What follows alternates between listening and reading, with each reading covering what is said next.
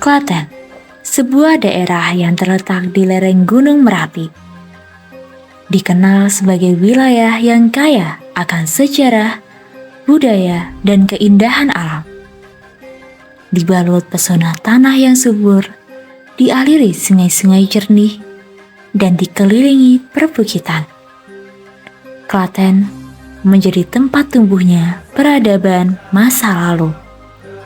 Disinilah peninggalan-peninggalan agung seperti candi, arca, dan situs kuno berdiri, menjadi saksi kejayaan Hindu-Buddha yang pernah mewarnai tanah Jawa.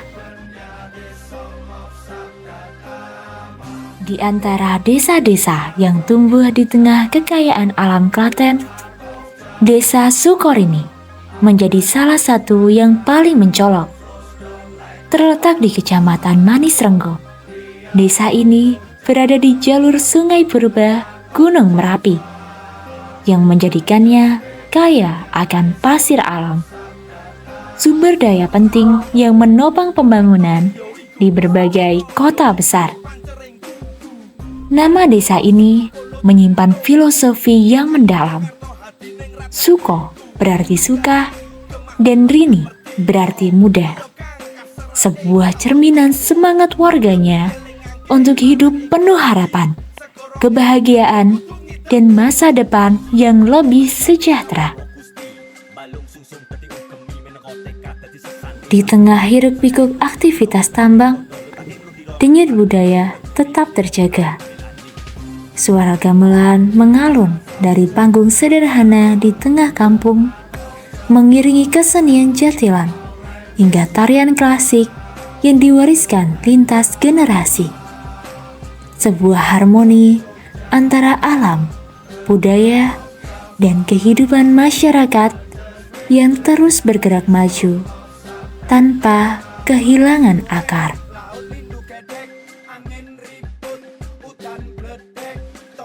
Tak jauh dari pusat desa Sukorini, tersembunyi dalam sunyi, sebuah situs bersejarah yang nyaris terlupakan. Situs Kaliworo Unit A. Terletak di bagian barat desa, situs ini berada di area sungai yang kini telah berubah menjadi kawasan tambang pasir. Di balik kesibukan aktivitas penambangan, situs Kaliworo menjadi saksi bisu peradaban masa lalu. Jejak sejarah yang bertahan di tengah arus zaman. Namun, bagaimana sebenarnya kondisi situs Kaliworo Unit A saat pertama kali ditemukan?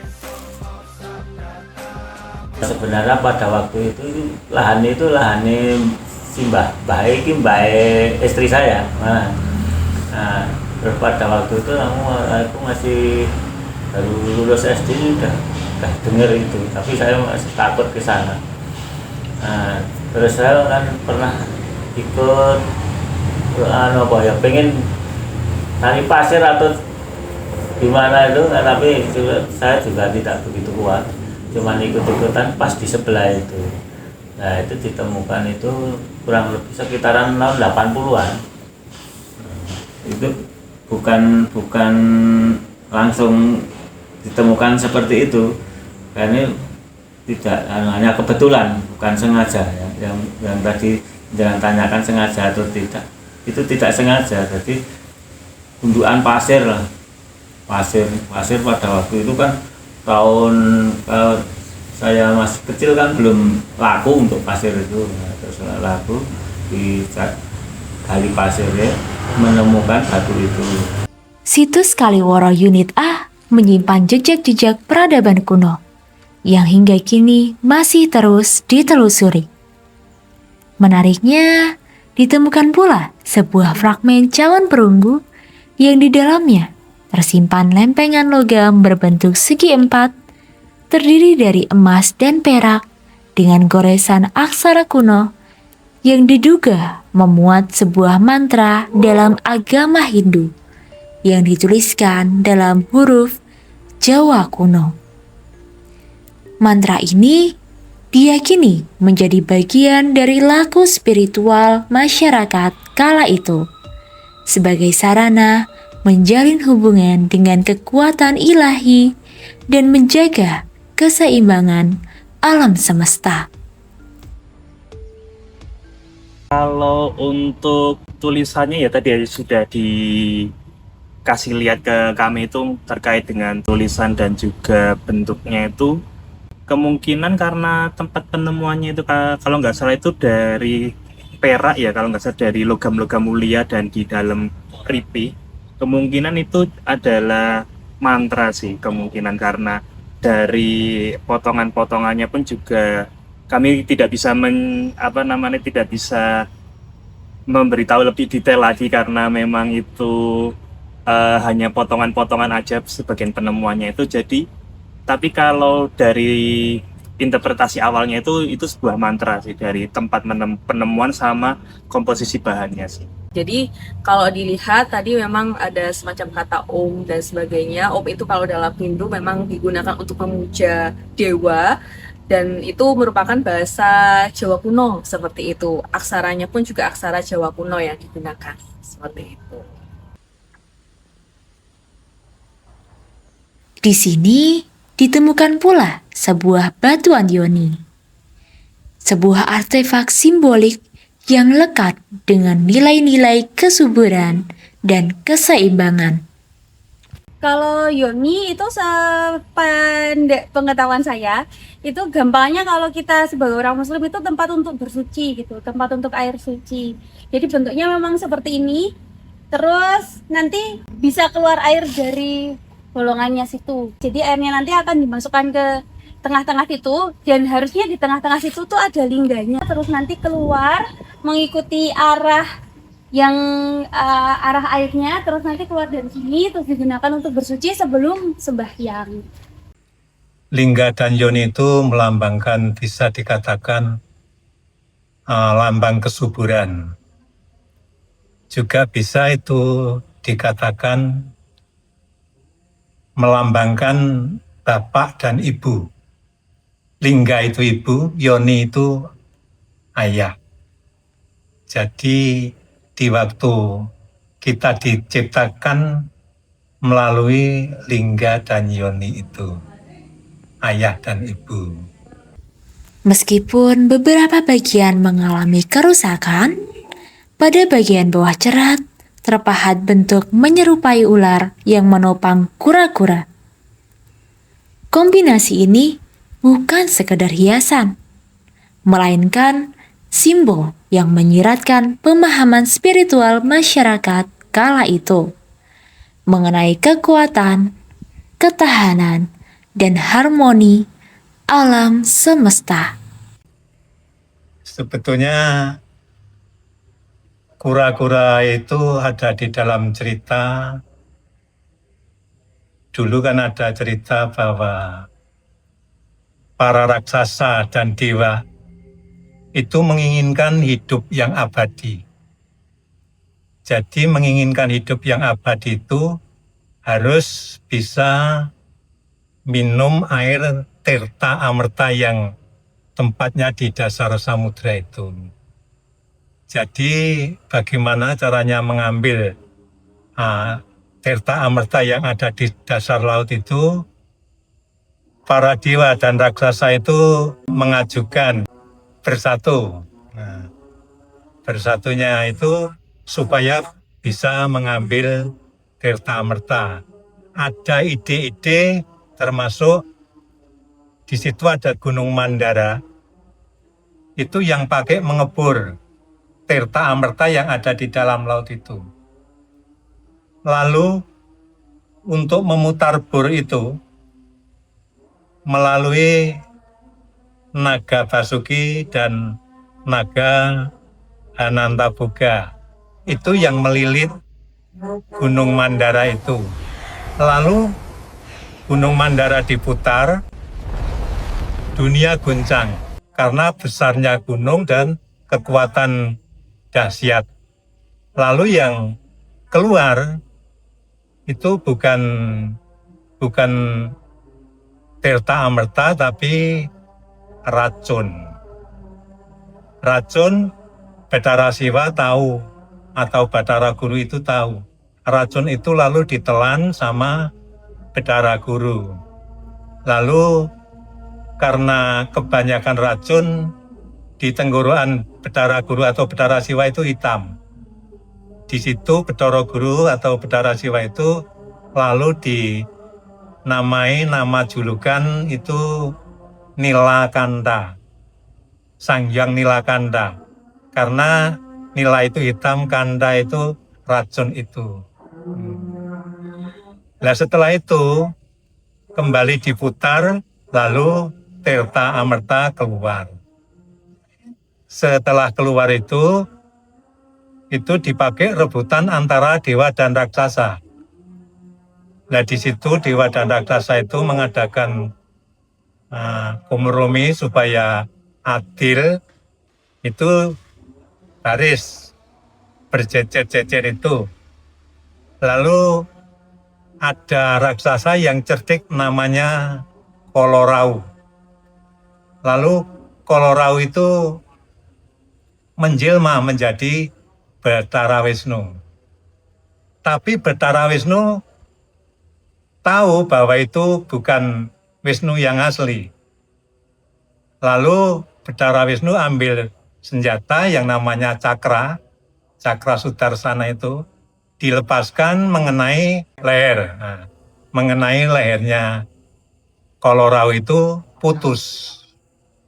Jadi belum bisa mendapatkan Tirta Amerta, belum masuk di dalam tubuh semuanya, baru di tenggorokan, lalu cepat-cepat kena senjata cakra itu, putus. Nah di situ kepalanya itu masih hidup, lalu mengadakan sumpah dan serapah. Besok kalau ada gerhana matahari, itu saya akan menelan bulan itu.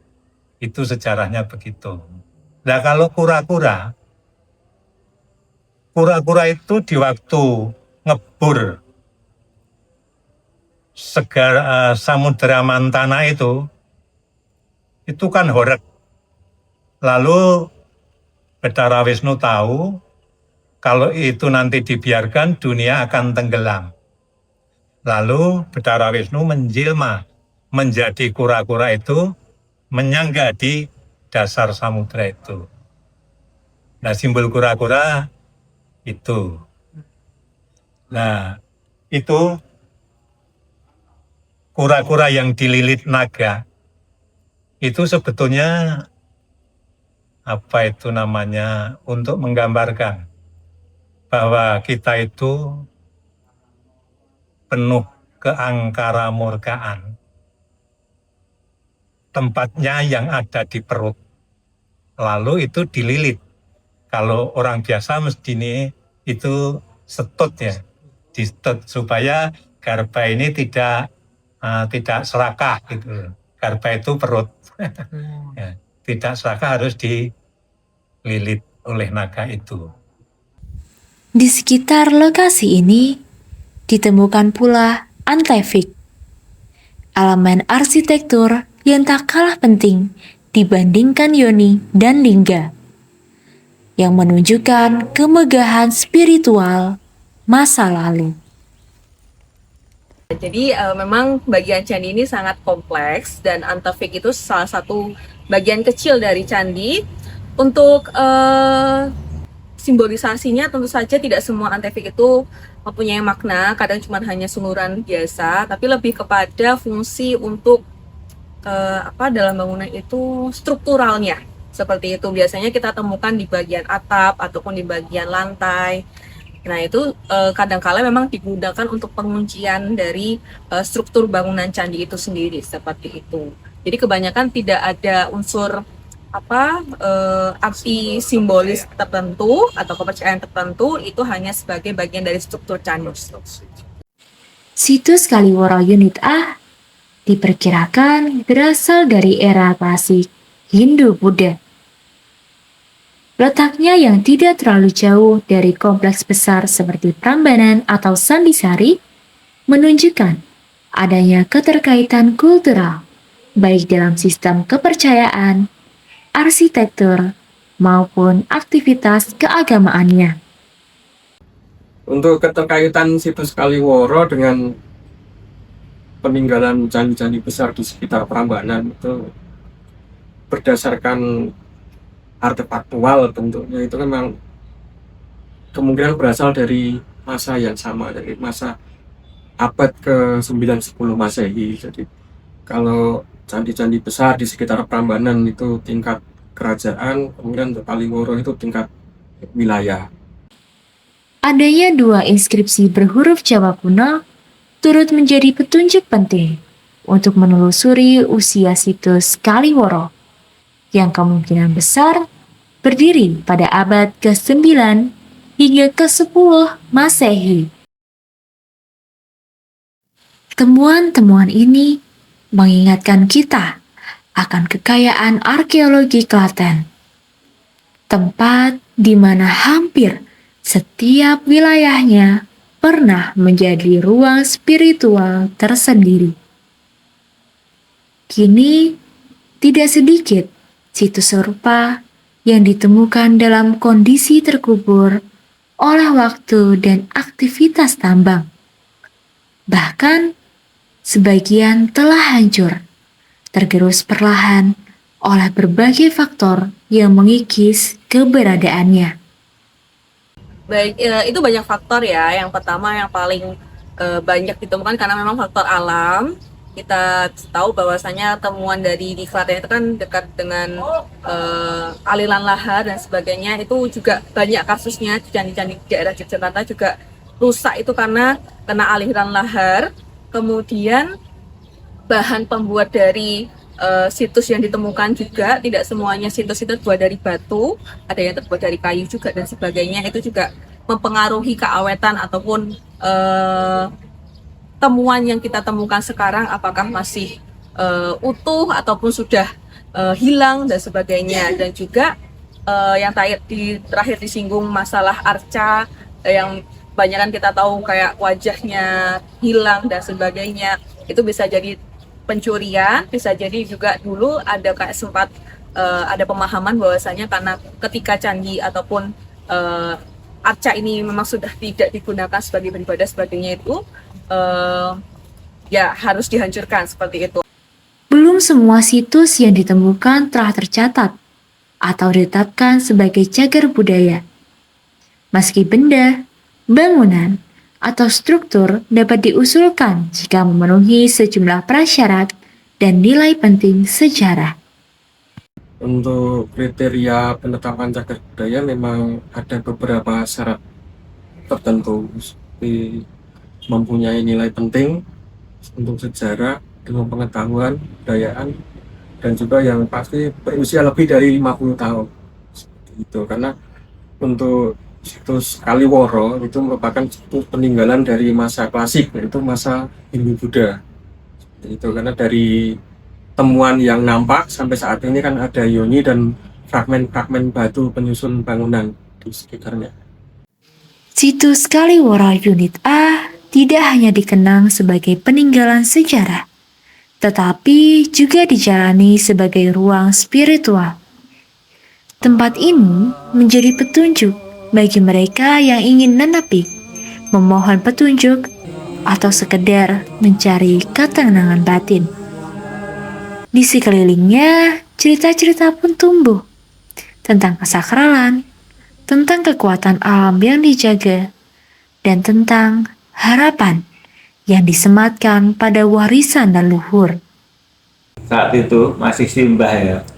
Itu banyak yang ritual di situ. Ritual istilahnya entah tarik kekuatan apa ya, kalau bapak saya kan juga nggak begitu percaya sama itu. Lalu simbah itu kan kejawennya masih masuk. Nah, akhirnya yang berdatangan itu banyak setiap malam Jumat, malam Selasa Kliwon itu pasti sampai saya dari pagi ada, wah di situ ada rokok, ada uang receh itu, telur, dulu ritualnya seperti itu. Dan pernah dari Purbaka, cuman alasan atau apa, 3 orang itu mau ngambil istilahnya mesail jimat mungkin seperti itu, izin juga mau ngambil nih, monggo kalau memang itu menjadi hak penjenengan, mau ikut penjenengan silahkan.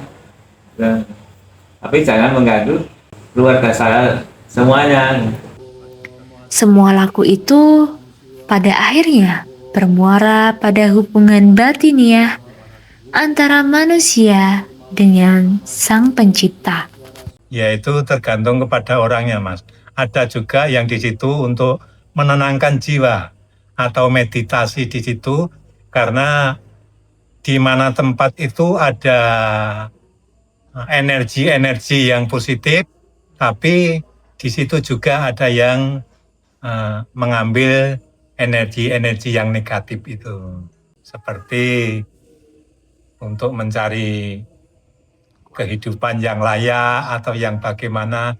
Tapi kalau di situ sebetulnya orang-orang Jawa dan orang-orang Hindu itu untuk menenangkan jiwa kita atau pikiran kita. Masyarakat memiliki peran penting dalam menjaga keberadaan situs ini. Dari proses awal penemuan hingga harapan untuk masa depan. Semuanya menjadi bagian dari upaya merawat nilai-nilai yang diwariskan oleh para leluhur. Harapan kami sejak itu, kalau bisa ya jadi ikon desa, misalnya jadi tempat wisata. Satu contoh seperti kalau di Jogja kan ada itu Watu Purbo itu loh. Watu Purbo itu kan saya gue sudah sampai sana sama rombongan penasaran. Ternyata malah jam ada 6 tingkat, tapi kan menguntungkan ada tempat wisata Watu Purbo. Akhirnya penasaran toh, penasaran paling tidak kan jajan di situ toh. Lah akhirnya mengangkat perekonomian toh. Lah itu harapan. Ya, itu sebetulnya wewenangnya pemerintah, Mas. Jadi kalau pemerintah itu peduli dengan peninggalan-peninggalan sejarah, seharusnya ya di rumah sebagaimana bagusnya atau baiknya. Berarti memang yang sebenarnya kecil-kecil ini perlu dikelola juga nih Pak? Iya, perlu dilestarikan, Mas, karena itu tinggalan leluhur kita. Leluhur kita meninggali sejarah atau apa saja itu pasti ada makna untuk anak cucu. Itu merupakan jati diri bangsa, Mas. Kalau untuk pesan yang ingin disampaikan leluhur yang mendirikan candi tersebut, aku lebih ngelihatnya itu kayak dari posisinya itu sih, posisi pendirian candi tersebut yang berada di pinggir Sungai Kaliworo, yaitu di nama kalinya itu Sungai Woro berarti, atau Sungai Kaliworo. Oh, Kaliworo, oke.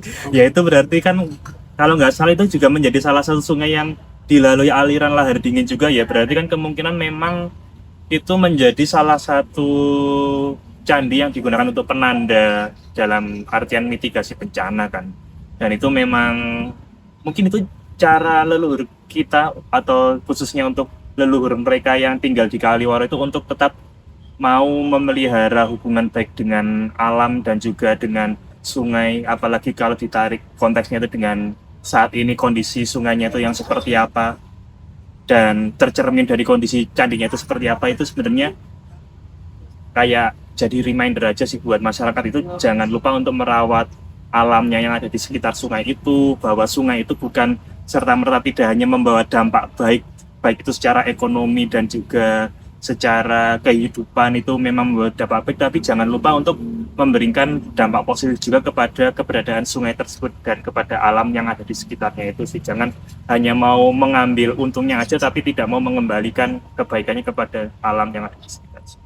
Untuk pemaknaan di masa sekarang dengan keberadaan situs dan sebagainya itu tadi lebih pada ya memang kesadaran diri bahwasanya kita ini ada memang sudah didahulukan dengan leluhur-leluhur kita seperti itu, yang mungkin kalau sekarang ada perbedaan keyakinan dan sebagainya, tapi di masa lalu ternyata memang sudah ada semacam saling menghormati itu tadi. Kalau kita tarik lebih luas memang konteksnya daerah Klaten ataupun ya sekitaran itu tidak hanya candi Hindu saja, di situ ada candi Buddha dan sebagainya. Jadi memang sudah ada semacam relasi, interaksi, perbedaan keagamaan yang mana kalau sekarang kita wujudkan dengan adanya saling toleransi tadi terhadap agama yang lain seperti itu. Jadi memang tidak perlu harus ekstremis antara satu agama dan sebagainya, ya saling menghormati tadi.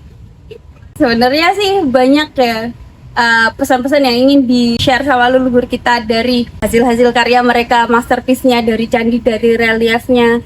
Itu salah satunya adalah untuk menjaga alam.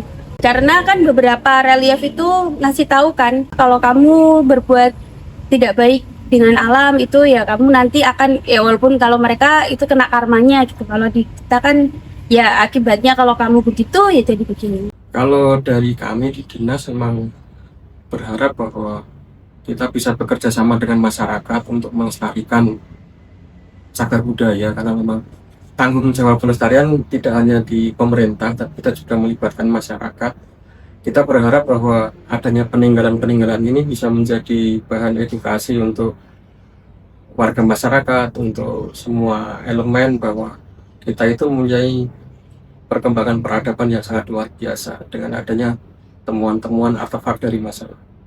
Situs Kaliworo Unit A tidak hanya sekedar tinggalan masa lalu. Ia adalah pesan yang mengingatkan kita akan akar peradaban. Lewat peninggalan situs yang diwariskan, kita diingatkan akan pentingnya menjaga harmoni antara manusia, alam, dan spiritualitas. Kini tugas kita bukan hanya mengingat, tapi merawat. Bukan hanya melihat, tapi memahami. Karena warisan ini mencerminkan siapa kita, dari mana asal kita, dan nilai-nilai apa yang ingin kita jaga dan kita teruskan.